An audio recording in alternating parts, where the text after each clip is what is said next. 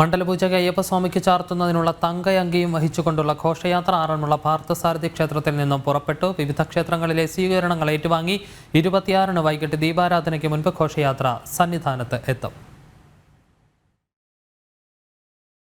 അയ്യന് ചാർത്താനുള്ള തങ്കയങ്കി ദർശിക്കാൻ ആറന്മുള പാർത്ഥസാരഥി ക്ഷേത്രത്തിലേക്ക് പുലർച്ചെ മുതൽ ഭക്തജന പ്രവാഹം.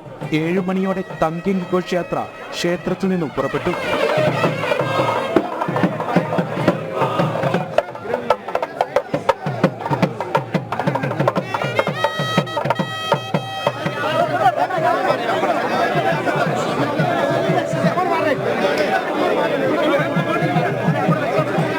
ശരണമന്ത്രങ്ങളാൽ മുഖരിതമായ വഴിത്താരകൾ ഘോഷയാത്രയെ വരവേൽക്കാൻ ഭക്തസഹസ്രങ്ങൾ നിറവറയും നിലവിളക്കുമൊരുക്കി കാത്തിരുന്നു.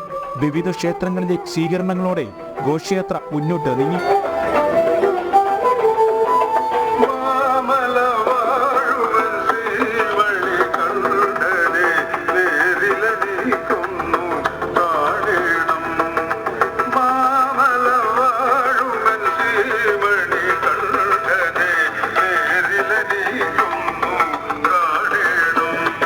ഓമനൂർ ശ്രീ രക്തകണ്ഠസ്വാമി ക്ഷേത്രത്തിലാണ് ഘോഷയാത്രയുടെ ഇന്നത്തെ പ്രയാണം അവസാനിക്കുക.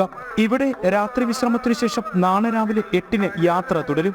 നാളെ കോന്നി മുരിങ്ങമംഗലം ക്ഷേത്രത്തിലും നാളെ കഴിഞ്ഞ് പെരുന്നാട് ശാസ്താ ക്ഷേത്രത്തിലുമാണ് രാത്രി വിശ്രമം.